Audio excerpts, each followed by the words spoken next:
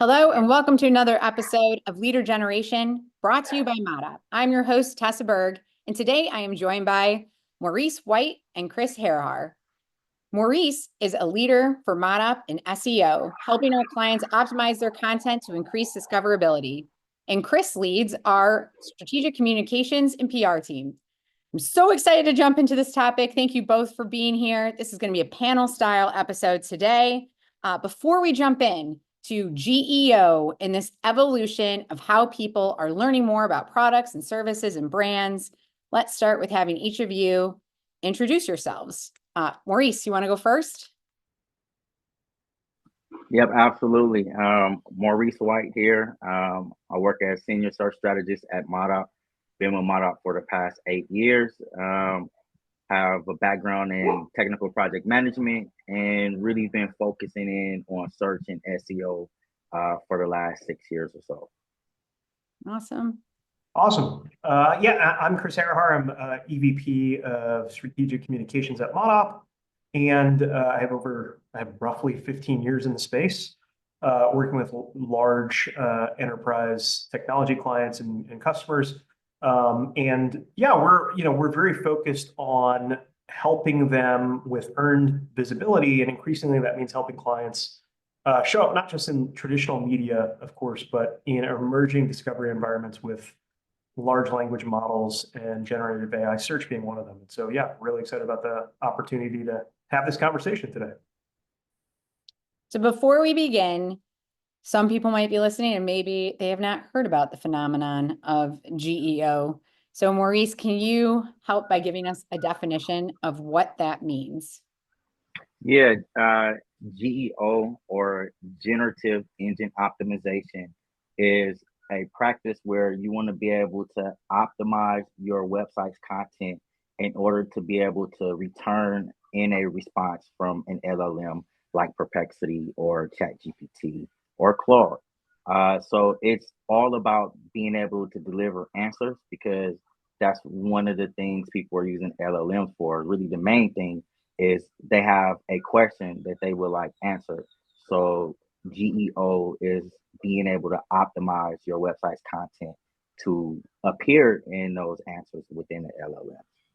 Yeah, and just to add to that, what's great to have Maurice and myself on for this conversation is because he's talking about the website, and then for us on the PR side, we're talking more about third-party media and earned visibility in publications like the New York Times or the Wall Street Journal or whoever it might be, or more niche trade media. And so really, if you're looking at like the range of media that exists, there's this broader range of media that allows you to better be represented in generative search, and making sure that you're optimized for those environments. So it's making sure that obviously that you have your own assets optimized, like your website, but also making sure that you have, you're optimized by being represented in other publications and other media, which also contribute to and inform what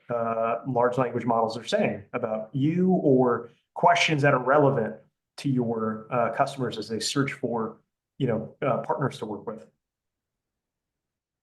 Yeah, I think it's interesting because as we were talking about before we started the call, GEO, much like the start of SEO, is like a black box. So Chris, starting with you, when you're approaching this from a PR standpoint, what are some of the things you're taking into consideration to either select the right websites or optimize the copy and content to maximize that visibility for the client's PR efforts? Yeah, it's really fascinating because there's not really like a clear set of best practices. To your point, these are black box models, and ChatGPT, for example, has its own model. Claude or Anthropic has their own model. And so I think ultimately the same rules apply from like an SEO perspective, in that you want to create high value content. You want to make sure that you're appearing in places that are relevant for your audiences. And you want to make sure that you're having a wide range of content. So it's not just, doing one type of content. You want to have Q&As. You want to have, white papers that are searchable. You want to make sure that you're creating fresh and regularly updated content, in a broad way, because ultimately it's not, again, it's not entirely clear what always works. And so I think we're in this really interesting moment where experimentation and measurement is incredibly important, and just testing things and trying to for some of our clients, we're actually going into these platforms and asking them questions that we think a customer would ask, so that we can better understand what the output is from the large language model, so that can factor into our thinking about where we want to be featured from a PR perspective. So, for example, if the New York Times or the Wall Street Journal are more represented in the results when we're looking, when we're using these platforms, maybe we want to over-index it there, or depending on how niche the vertical might be that the customer is in, maybe the LLMs are surfacing more content from niche and trade publications. And so we want to make sure that we're documenting that and logging that so we're better represented there. So it really ranges, depending on a whole host of factors. And there's not a ton of clarity right now. So I do think we're just in this awkward but fun sort of experimentation and testing phase where we're trying to really uncover for each client what makes the most sense. And it's still early days. I think there are going to be sort of bumps and bruises as we work on that. And there's no magic bullet, but I do think that many of the same best practices that apply to just traditional SEO will apply here, but it's just a lot of testing to sort of figure out what works best. I think in your process, what I found really interesting, one, there's a big similarity to the early days of SEO. That's exactly what I remember doing keyword research was against, well, what kinds of questions are your clients asking? And we would have people, especially salespeople, tell us, well, this is what they say when they're in the consideration stage, and we go through the whole journey. So I love that you're taking some of that discoverability, and you mentioned that you look at what websites actually get listed. And that's sort of a signal that the LLM might value that website's content over others, or they might be doing something that similar publications are not in regards to how they deliver content in an efficient way for the LLM to understand. So Maurice, I'm curious though, because it's pretty rare when I'm using an LLM that I see a company's website cited.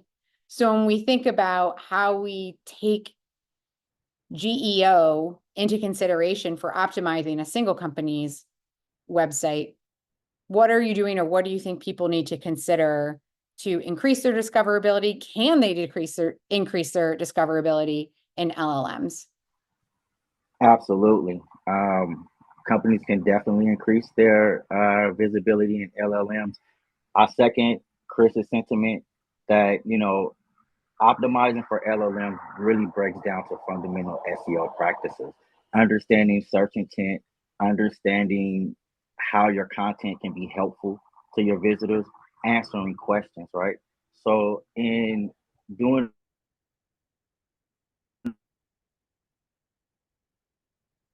the research and understanding how LLMs, one of the most important factors is being cited in other content, right? So not necessarily like traditionally in SEO, you would think of backlinks, where you'll have a link from an authoritative site that links back to your website, showing that your content is the authority on that particular subject. Whereas for generative optimization or LLMs, having your brand mentioned in an authoritative piece of content is enough to get their eyes on your particular, brand and services.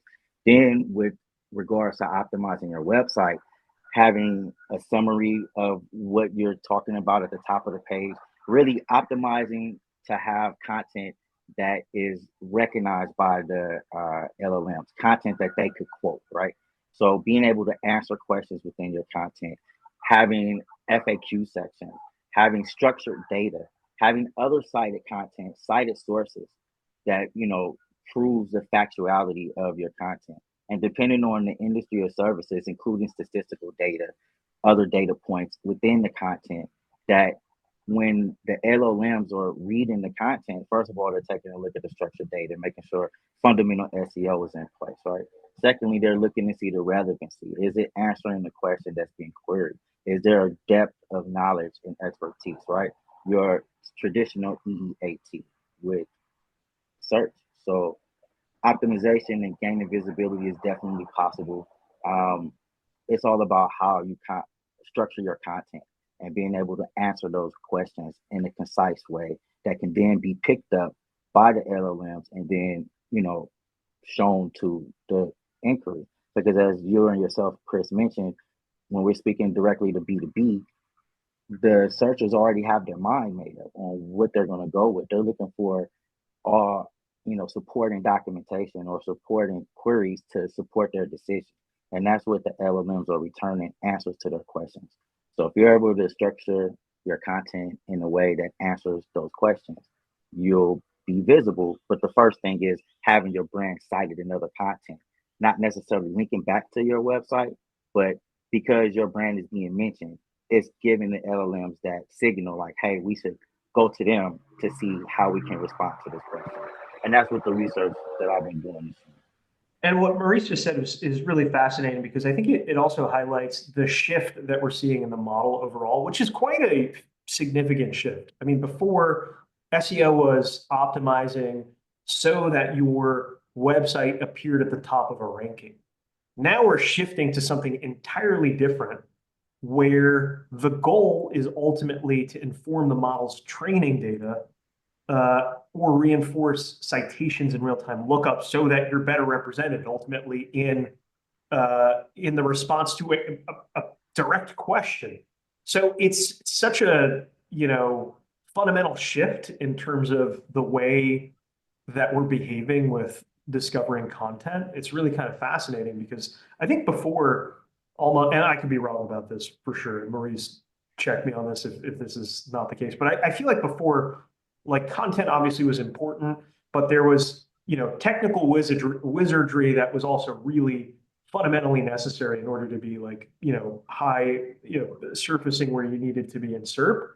Now it feels like content is so fundamental and even more important than it was before because you have to basically showcase topical authority on a number of things in order to be relevant and to appear in who knows what searches that are related to your buyer's journey, and so it's really fascinating. You also have to really think like a customer and search like a customer in order to experiment and figure out the best way to be represented in GEO and generative AI search. And so it's kind of fascinating when you think about it because it's completely different. And actually, I saw this stat from SimilarWeb that they tweeted earlier today or posted on X. I don't know if tweet's still the word, but 6 months ago, ChatGPT in terms of general AI traffic share it was a general AI traffic share update. ChatGPT 86.7%, Google 6.2%.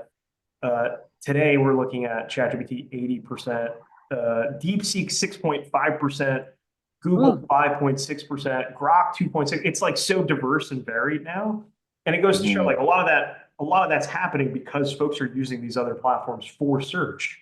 So there's like a lot of fragmentation in market, and I don't know, and like to plan and prepare for all of these, it's hard. It's really hard, and I think that's where we hopefully come in to help customers so that they can better sort of so that they can have stewardship of these platforms and be better represented. But it's difficult right now, so you do need partners.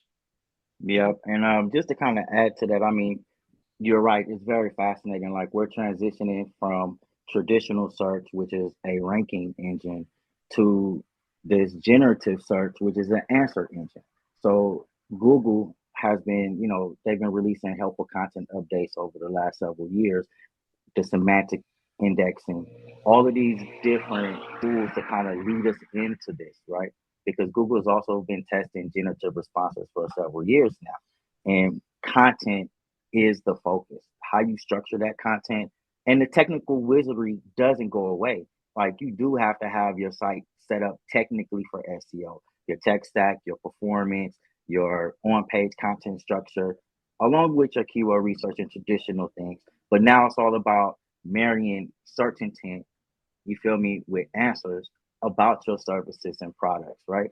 You know what I mean? And that's really what the people are searching for, deeper levels of information. And the LLMs are able to parse that information and surface those answers a lot faster.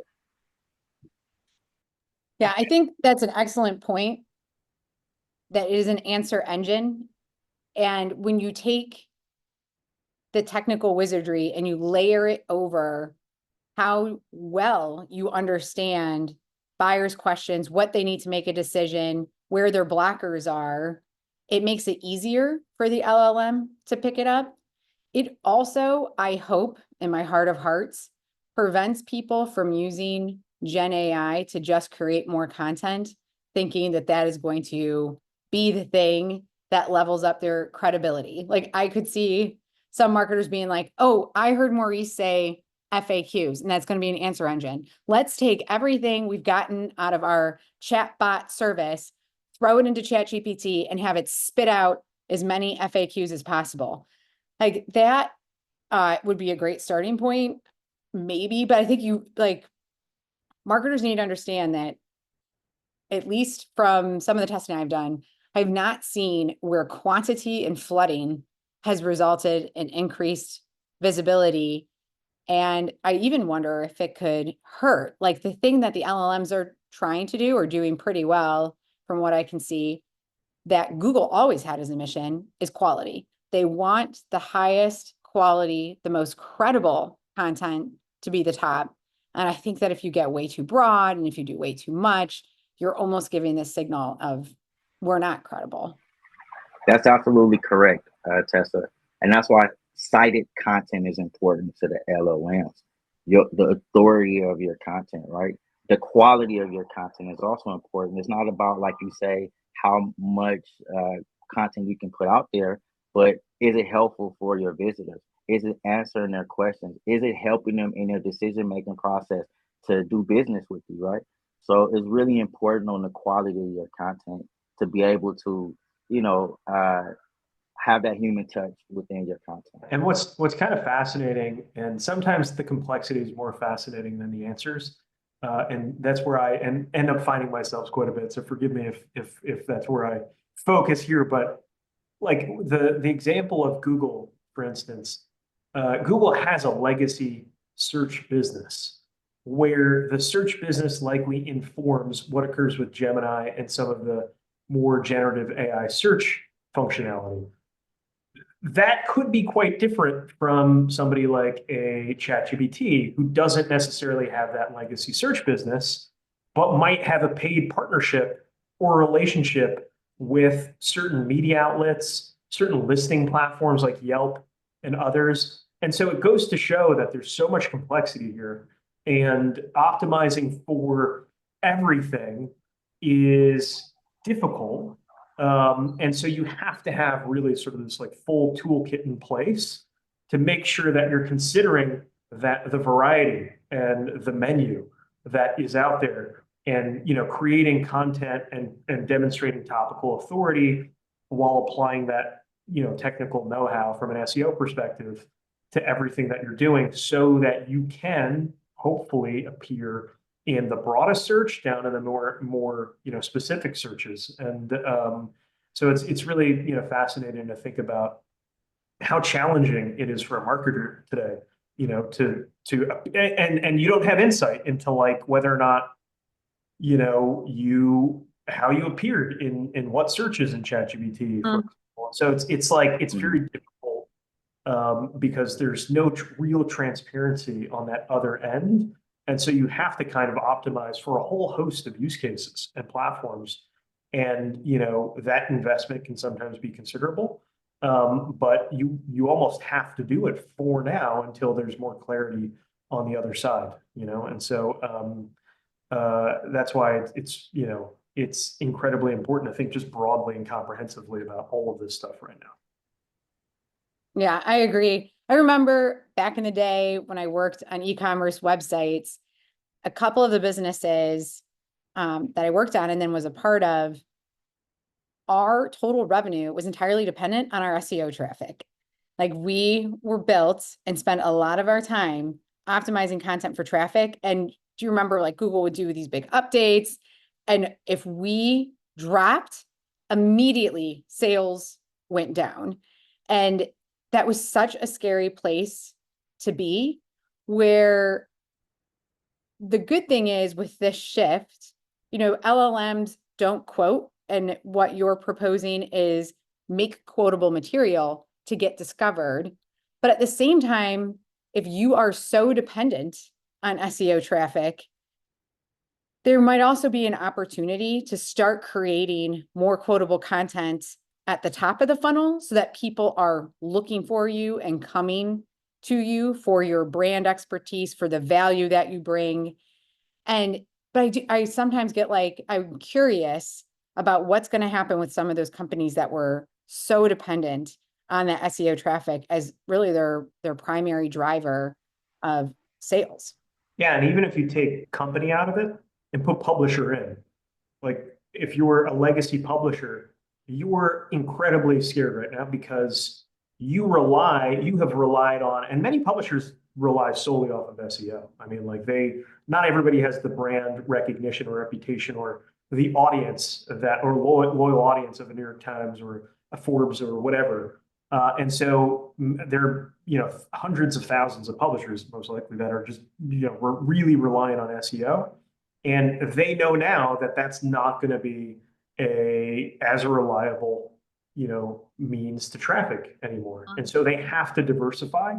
And companies need to think the same way. Interestingly, it can vary in terms of what customer or what company or brand needs to really like focus on geo.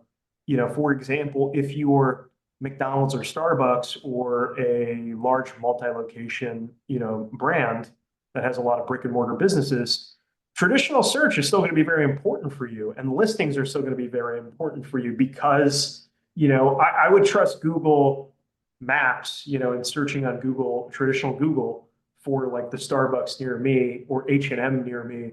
And that's a use case that I don't know will be co-opted, by ChatGPT or other AI search services soon. I think that will remain for a while. And so it's fascinating to think about the use cases and like the companies that are going to be most affected, by the shift, and figure out from there which ones have to diversify how, audience development essentially, and traffic development. So it's kind of fascinating to think about it that way as well. Yeah, and I also think that's an interesting point, Tessa, because it opens up the opportunity, like Chris is mentioning, to diversify into other marketing mediums, like working hand in hand between PR and SEO, where PR builds brand authority, gets your name out there in brand mentions, making it visible for you, not only just in LLMs, but in traditional search, right? So I think it's an opportunity to, work together with PR and other marketing mediums to kind of shift that focus from 100% SEO to now we have other mediums driving clients higher in the funnel, and the SEO is closing the field down below, right? Like there's many ways.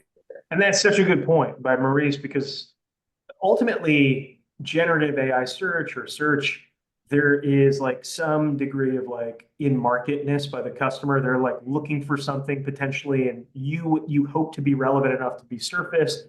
Ultimately, like pull marketing is evolving, as we know, and it makes push marketing even more important. And push marketing, that could be PR, could be ensuring that you're appearing in incredible news media, newsletters, so like push marketing also obviously includes social amplification, influencer amplification. And so push marketing is even more important, I think, in this AI era. And if fewer people are searching, ultimately in the traditional sense, then your brand needs to show up sort of uninvited in the right places. And that's where, PR in particular, I think, is useful, while also benefiting you by informing the data set that the LLMs are trained on. Yeah, I could not agree more. We were just on a call yesterday with an analyst from Forrester, and there will be a study coming out on this concept of the need to shift to preference marketing. And there was a lot of conversation on, well, it's doing the same thing marketers have always wanted to do, show up at the right place, right time with the right message. But for people sitting in the seat of being measured on how many email addresses do I get? What's the conversion rate on my website? I'm managing paid search. What's my click-through rate? This is a massive, massive shift. When I was in more of the manager seats, I remember the CEO of our company wanting to cut all brand marketing and reallocate the budget just to paid search because it more aligned with our goals, and that being closing, conversion, and sales. And attribution management was just emerging at the time. And so we were trying to show this analysis of like, well, if we only do bottom funnel, that funnel will dry up. And this new research coming out says that bottom funnel isn't as big as everyone thinks it is. And in fact, senior level decision makers have already made up their mind, especially in B2B, who they're going to go with, what vendor.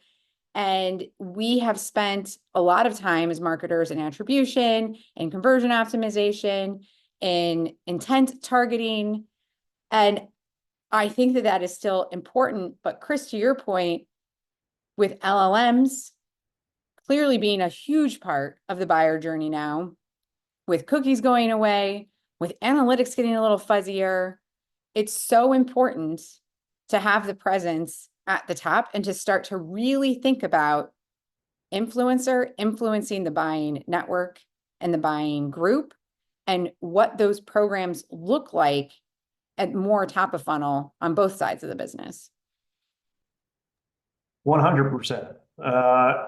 So like, ultimately, PR is really fascinating to me because it's top of the funnel, and now because of because of search always, but because of generative AI search, it's also bottom of the funnel in that it's helping you as you're deeper in your journey, and it could surface an article about a company that I work with, for example, as the answer to a question that somebody has. So it's really important to not think in a silo or think in a way that's limiting, where you're only going to focus on that bottom of the funnel piece. Topical authority is wide ranging and requires being present at the top of the funnel as well, and making sure that you are appearing and relevant to your buyers well before they've made up their mind, or have a decision in mind ultimately on who they want to partner with. B2B is even more complicated just because the buyer journey is increasingly flat, to your point, Tessa. Like, these folks are very savvy and sophisticated decision makers. They use AI search and AI tools more than other folks, I think, ultimately, when they're considering how to buy and how to invest in something and how to invest in a platform or partner. And it's incredibly important to make sure that you're catching their attention well before they've got to that point. And that's where top of the funnel comes into play. And that's why PR is incredibly important, again, to making sure that you're pushing, not just being represented when there's polling going on. Maurice, do you have anything to add maybe around how you see that trend even impacting the role of the website or the type of content that marketers may start focusing on websites to get that more top of funnel influence and perhaps even a landing destination for, I would say, even like webinars or thought leadership? Like, where are they operating? Where can the website play a role in this more preference oriented approach? Yeah, absolutely. As we've been mentioning, having structured and fact-driven content on your website that's providing answers will be able to help you gain that visibility. Being able to keep track of your cited sources, the citations, your brand mentions, understanding your visibility in the LLMs, I think, is also important. But as far as the website content, again, just to keep on reiterating, having that helpful content on your website that's structured in a way that's answering questions, that's cited, or citing sources, fact-driven content is 100% the way to go. Yeah. And I don't know if this fits into this question necessarily, but for one client today, for example, they put out a large research report that is largely, it's a white paper, it's gated, and that has challenges from like an SEO perspective and from an AI search perspective when you're thinking about whether or not that content can inform an LLM. Well, one of the recommendations we made, because it was helpful from a PR perspective in terms of engaging journalists, was let's take snippets of the content out and create a series of shorter blog posts around those topics so that we can have, easier conversations with press, because they don't want to read an entire 30-page report. Each reporter has a very, specific focus, and they want to, have data that's relevant to that focus. And so we've carved out this series of blog posts that's helpful to engage with the journalist. But I would also say that it's helpful from an SEO and geo perspective, because now if somebody's searching for these specific things or questions related to these specific things, then they will also get served, the LLM is being informed by those blog posts. So it's funny because I haven't even thought about it until now, but I would recommend that to any client moving forward. These, PDF white paper doesn't make sense in this new normal where everybody's using SEO, everyone's using AI search. You want to make sure that you're represented in these LLMs, and cutting it up makes a lot of sense. And we actually use AI to build out the content for the blog posts. And we also used AI to create the imagery for some of the blog posts. And so it's kind of fascinating to think about how it's AI is supporting, each side.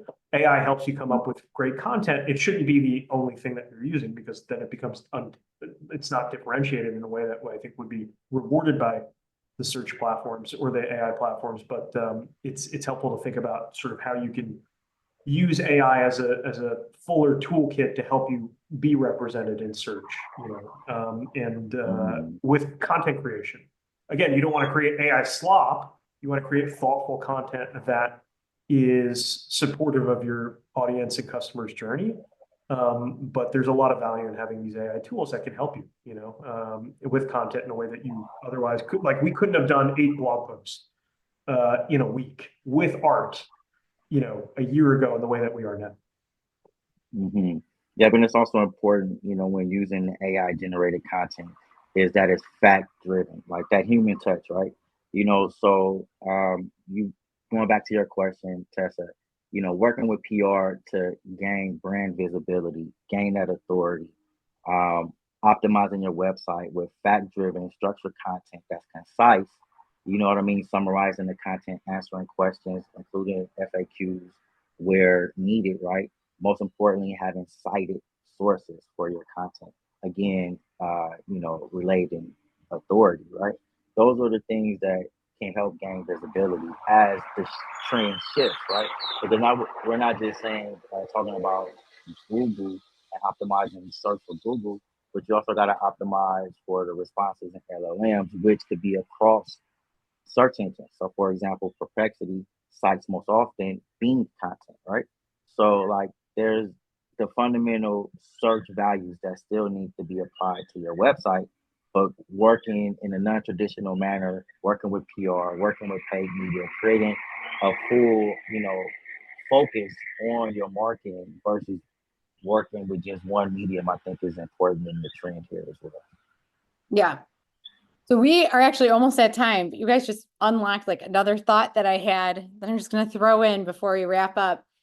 And that is, you've mentioned how important it is to really better understand your audience, how important it is to have fact and high quality answers, and to anticipate and get into that consideration set and that preference set before they start the buy cycle. And that is also, we talked about how, end of funnel, closed funnel might not be as robust. It's going to be harder.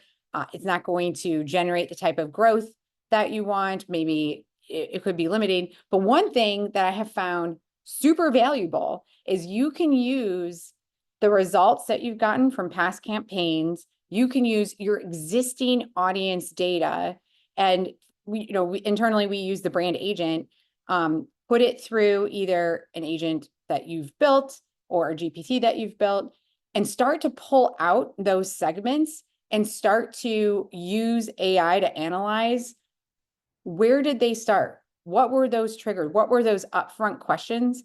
So I know that, we said, and we all agree, we still need to do bottom funnel stuff, but also say people might not know, they're like sitting on a landmine of insights that they can start to pull forward to get some of those facts. And something that just machine learning does so well is pull out patterns. So if you're sitting there like, how do I get these facts? You may actually be an expert in some of the behaviors of your audience that you can start, if you analyze that data, extracting and pushing up to the top of the funnel as part of that content strategy. Yeah, I absolutely agree with that, Tessa. I think having a strong content strategy when you're thinking about optimizing for LLMs or even search in general is very important. Creating content that's within that top and middle of the funnel to be able to provide that informative layer, to provide answers to those questions, driving then down to the bottom of the funnel content, the conversion content, right? So you're absolutely right. The focus on bottom of the funnel content solely is you're missing an opportunity to expand your reach, expand your search visibility, and then be able to, provide informative information to help the buyer along or your visitor along that conversion journey. Yeah, we're often so focused on like the end result of AI that we don't think thoughtfully about the fact that these tools have made it so much easier to analyze incredibly vast data sets and extract patterns in the way that you described, Tessa. And so it's really, it's a scary time, but it's a great time to really be in marketing because you could just do things in ways that you otherwise just only dreamed of like 3 years ago. So it's a fun time for sure. And in SEO, it's like we're in this foundational moment. I mean, and in PR as well, we're in this foundational moment. I expect in a few years, clients will say, we'd actually only want to be in this list of publications. And that could be based entirely off of what appears in an AI search, right? And so it's kind of interesting to think about, scary to think about, but I'm glad we're like first movers on this versus being laggards for sure. Well, before we end, what's one more takeaway or one thing you're looking forward to as it relates to anything really in AI or GEO for this year? And Maurice, I'll let you start.